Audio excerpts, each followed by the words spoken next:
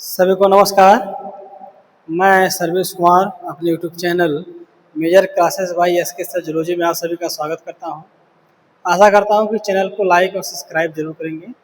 आज हम स्टार्ट करने वाले हैं ह्यूमन स्केलेटल सिस्टम का सेकंड चैप्टर्स, या आप बोल सकते हैं कि उसी में दूसरा दिन है या दूसरा लेक्चर है। तो आज हम बात करेंगे। इसके पहले हमने वर्टिब्रल फार्मूला तक बात किया था। वर्टिब्रल फार्मूला तक हमने बात किया है। नेक्स्ट टॉपिक जो आएगी इसमें, जो आज हम स्टार्ट करने वाले हैं, वो स्टर्नम।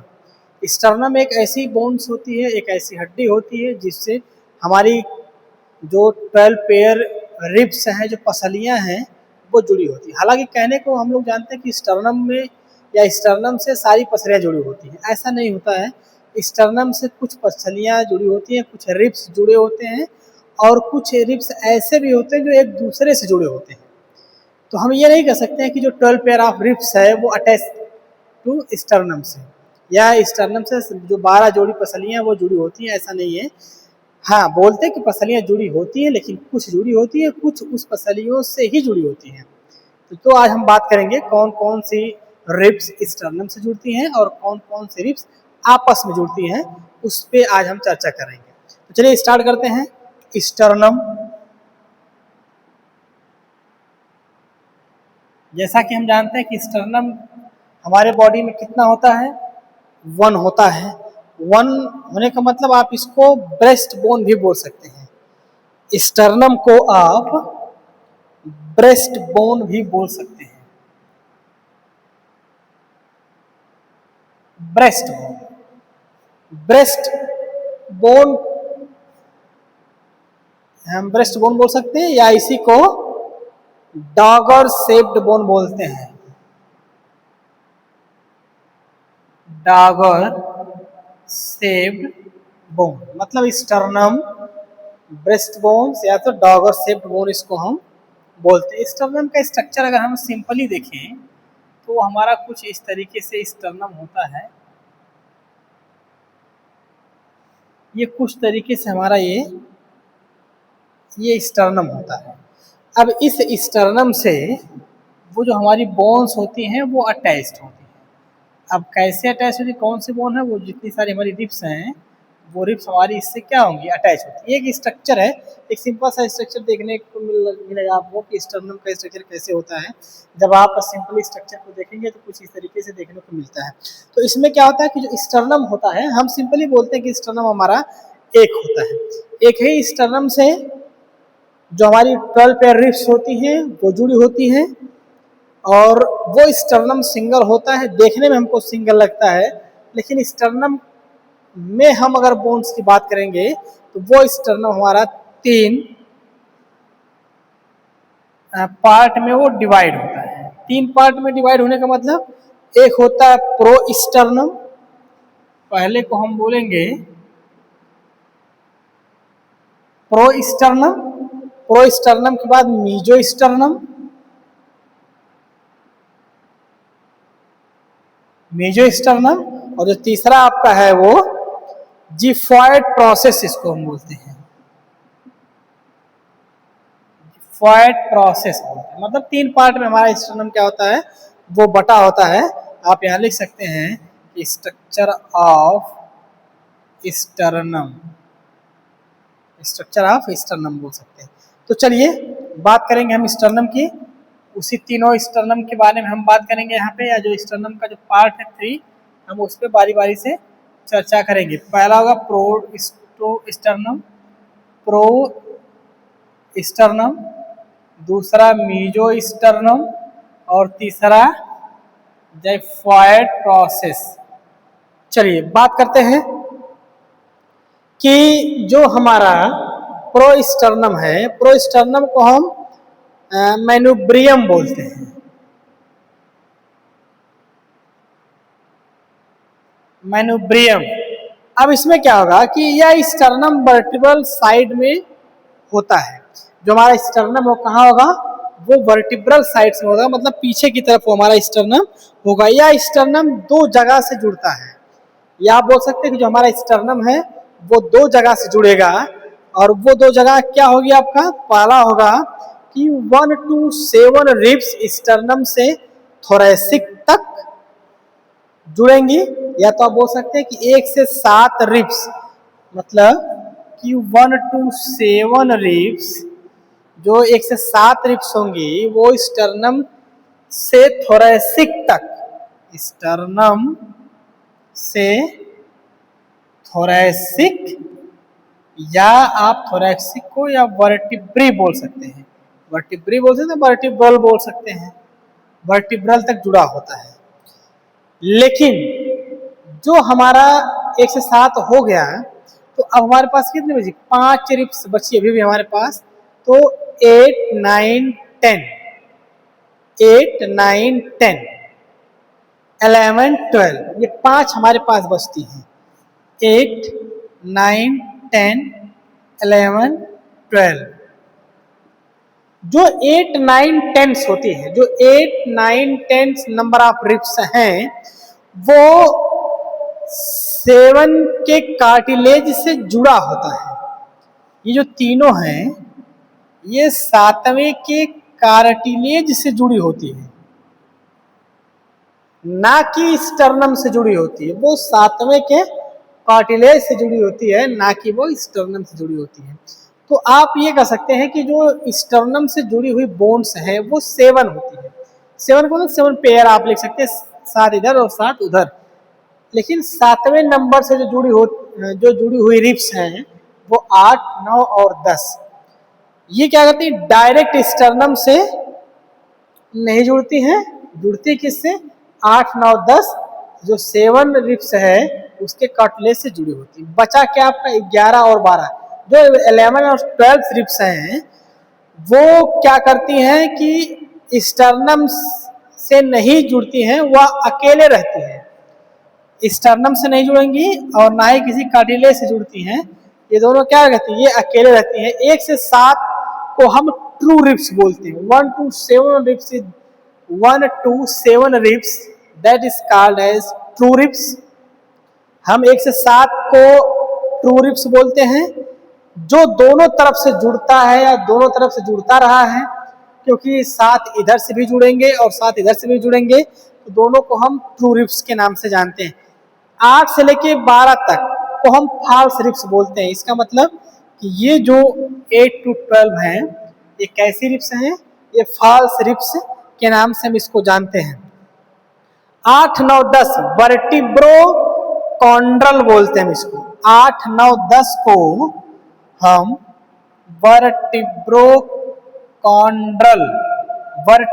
कॉन्ड्रल बोलते हैं, और 11वें को हम बोलते हैं वर्टिब्रल रिब्स। 11 से 12 को हम बोलते हैं वर्टिब्रल रिब्स। ये यहां तक समझ आया आपको, सबको समझ आ गया यहाँ तक। इसके बाद हम बात करेंगे, अगर स्टर्नम की बात किया तो इसका मतलब है कि वो रिब्स जुड़ रही वहां से, तो जाहिर सी बात है कि हम रिब्स के बारे में बात करेंगे। तो अब हम चलते हैं, बात करेंगे रिब्स के बारे में। जो हमारी 12 पेयर रिब्स होती हैं वो कैसी दिखती हैं या कैसी होती हैं, आप समझने के लिए स्क्रीनशॉट ले सकते हैं।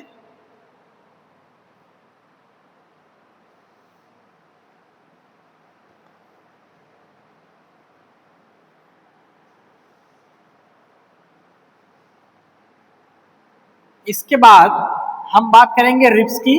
12 pair of ribs present in human body. हमारे ह्यूमन बॉडी में 12 पेयर रिब्स प्रेजेंट होती हैं, उसी के बारे में आज हम बात करेंगे।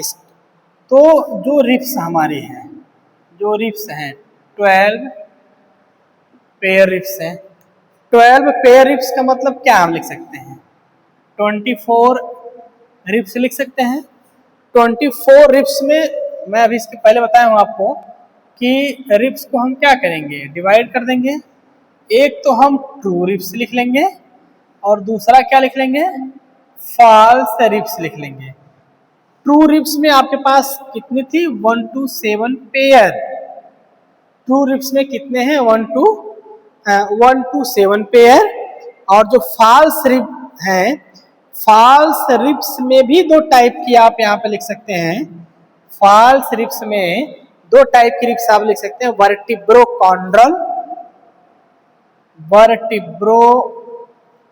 कॉन्ड्रल और दूसरा आप यहाँ पे लिख सकते हैं वर्टिब्रल रिब्स।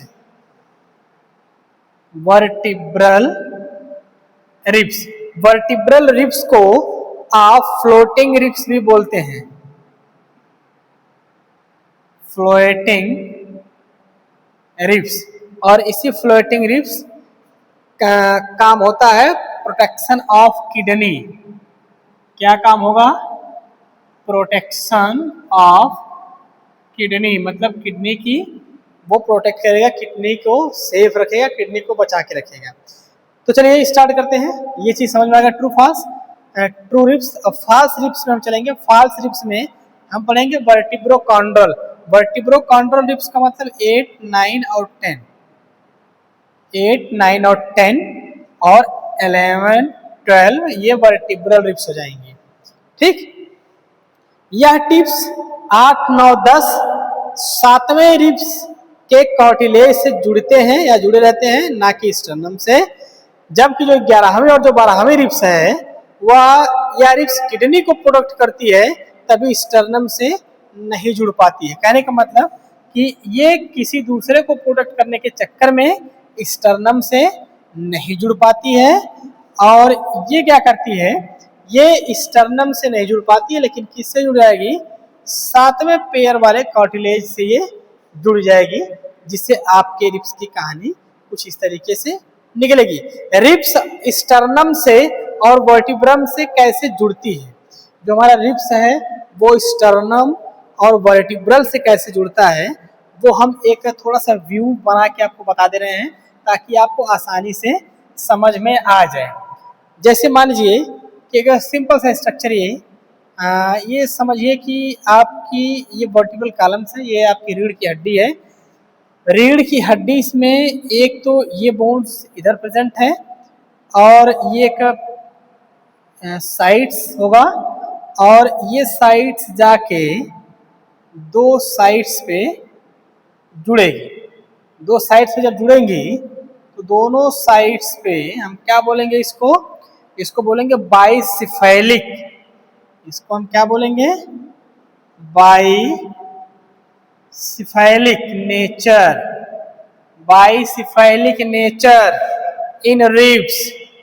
ठीक, तो टू आर्टिकुलेटिंग पॉइंट, तो हम इसको क्या बोल देंगे? टू आर्टिकुलेटिंग पॉइंट बोल देंगे। टू आर्टिकुलेटिंग पॉइंट बोल देंगे, क्योंकि दो आर्टिकुलर बोन्स आके जुड़ रही है, जिसे हम बाइसिफेलिक नेचर बोलते हैं।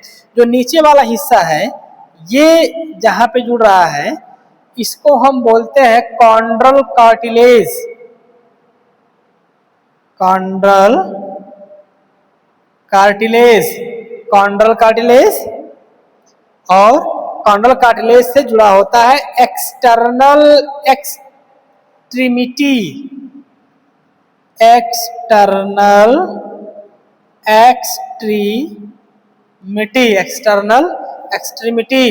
फ्रंट साइड इसको हम बोलेंगे, इसको हम बोलते हैं फ्रंट साइड, और फ्रंट साइड्स को हम बोलते हैं एक्सटर्नल एक्सट्रीमिटी। ये भी हो जाएगा आपका एक्सटर्नल एक्सट्रीमिटी। जो ऊपर वाली बोन्स है इसको हम बोलते हैं स्टर्नम, इसको हम स्टर्नम बोलेंगे।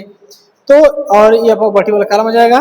और जो ये ऊपर वाला हिस्सा है इसको हम वर्टिब्रल एक्सट्रीमिटी बोलते हैं। वर्टिब्रल एक्सट्रीमिटी बोलते हैं। ये कहानी है आपकी स्टर्नम और रिब्स के बीच की। स्टर्नम और रिब्स के बीच की ये कहानी है। यहाँ तक आपका जो एक्सियल स्केलेटन्स है, axial skeletons of human bodies, ये एक्सियल स्केलेटन यहाँ तक आपका खत्म होता है। इसके बाद हम स्टार्ट करेंगे अपेंडिकुलर स्केलेटन। अपेंडिकुलर स्केलेटन्स हम शुरू करेंगे तो अपेंडिकुलर स्केलेटन्स में हम पढ़ेंगे 126 बोन्स, मतलब 126 बोन्स को लेकर हम यहाँ पे डिस्कस करेंगे। तो क्लास थोड़ा सा लंबा होगा, तो हम नेक्स्ट क्लास में अपेंडिकुलर स्केलेटन्स की बात करेंगे। वीडियो को ज़्यादा से ज़्यादा लाइक करिए, सब्सक्राइब करिए और शेयर भी करिए और वीडियो को आप लोग पूरा देखिए, क्योंकि जब तक पूरा वीडियो नहीं देखेंगे तब तक आपको कोई भी टॉपिक समझ में नहीं आएगा, क्योंकि 5th सेमेस्टर का ये चैप्टर स्टार्ट हुआ है, नियर अबाउट 1 यूनिट खत्म हो चुकी है, हम दूसरे यूनिट में बात कर रहे हैं, दूसरे यूनिट्स में भी 50% हम खत्म कर चुके हैं। जब तक आप पूरी वीडियो नहीं देखेंगे तब तक आपको समझ में नहीं आएगा। धन्यवाद।